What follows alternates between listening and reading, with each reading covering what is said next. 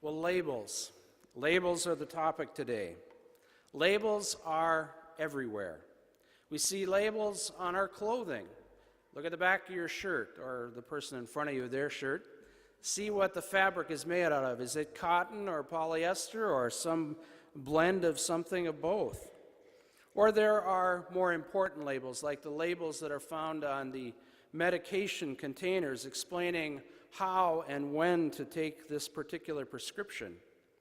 There are labels on food packages that are supposed to tell us how many calories, how much sodium, sugar, carbohydrates are contained in this food product.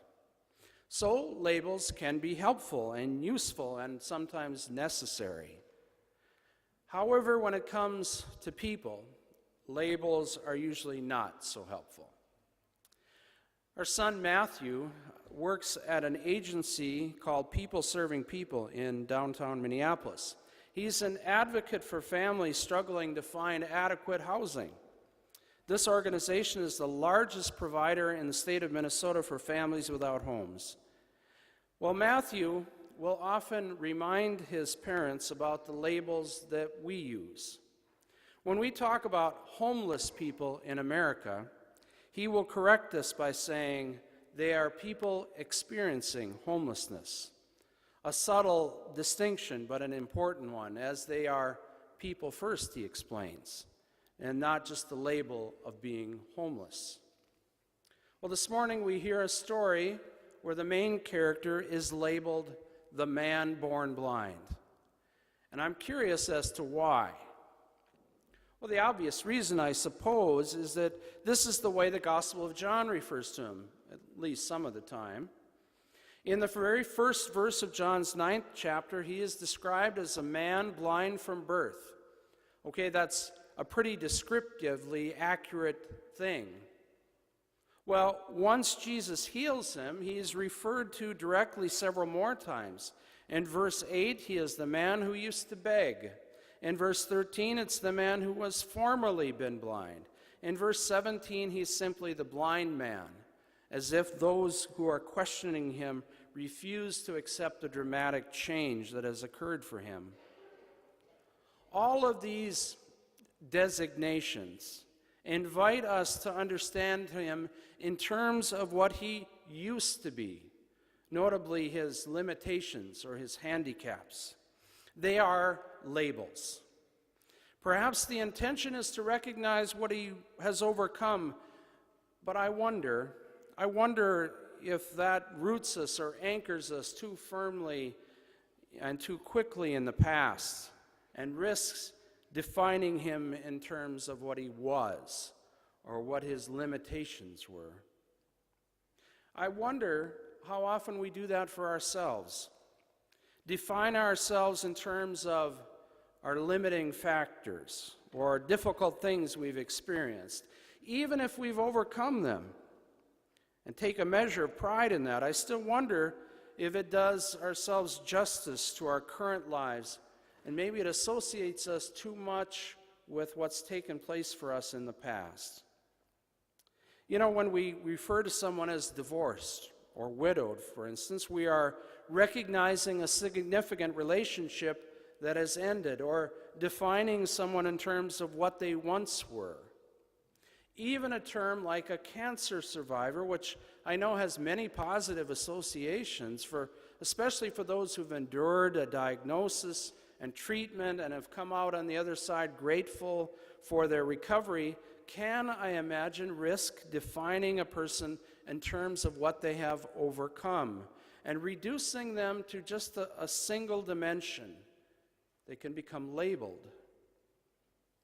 In this story, it's like it's just really, really hard for the people around the man who received his sight, which John calls him in verse 18, to adjust to this new reality, to see him for anything more than what he used to be.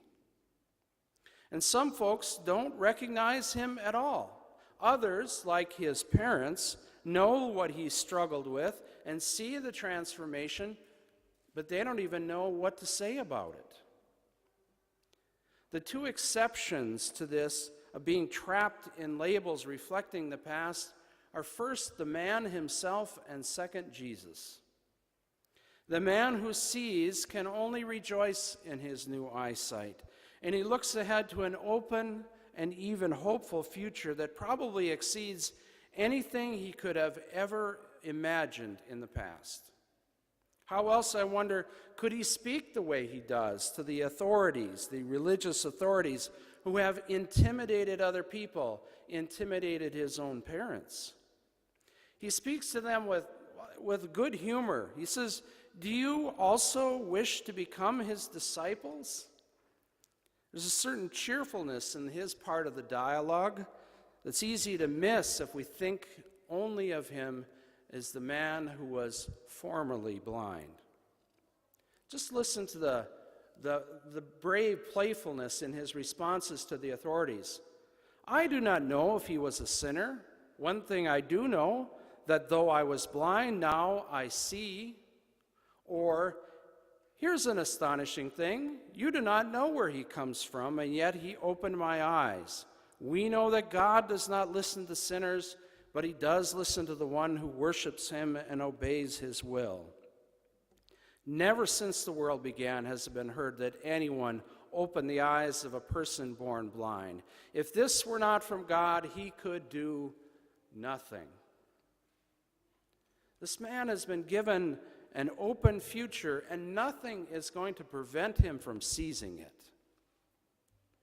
Well, Jesus also looks to the future rather than the past, inviting this man to faith and encouraging him by not just taking his question seriously, but by revealing himself to him. In fact, there's a little bit of a play on words here. You have seen him. And it's both simultaneously poignant and joyful. All of this leads the man who now sees to make this model confession in John's Gospel: "Lord, I believe." Well, maybe this week we should take stock of our own past, the good, the difficult, the encouraging, the challenging, and ask what labels we need to let go of in order to move forward into the future that God has prepared for us. What labels no longer serve us? How can we understand ourselves in terms of tragedy or challenge or limitation? How might we grasp hold of a future that Jesus' grace and forgiveness and resurrection provide? How might our baptismal identity as children of God replace some of the other names we've been called or have accepted? When we look at our lives in the reflection, not of the pool at Siloam, but of the waters of our baptism, we will see the same thing that Jesus saw: a beloved child of God. And the darkness of our lives will give way to the most marvelous light, and the future God has prepared for us will open us to the gracious possibilities waiting for us there. This isn't to deny the importance of the past or some of the scars or for that matter, the triumphs that we carry forward, but it is perhaps to remind ourselves that the way forward is into the future. Pastor David Lowe has shared this illustration. He said, "Years ago, I had a colleague with whom I worked who observed that there's probably a good reason that the windshield of a car is so big and the rear view mirror is relatively small. Because while it's a good thing to be able to glance back once in a while, the key to getting you where you need to go is by looking forward." I think this story invites us to share the good news that Jesus is calling us forward. The past matters, but it's past. And Jesus' cross reminds us that the hurts and the sorrows and the mistakes and the regrets that have marked us may describe us, but they don't define us. For we are God's beloved children, named and claimed in the waters of our baptisms. And Jesus' resurrection assures us that God's love is more powerful than anything in our past or any labels that we have taken on, and that the future is always open for us through God's grace. Amen.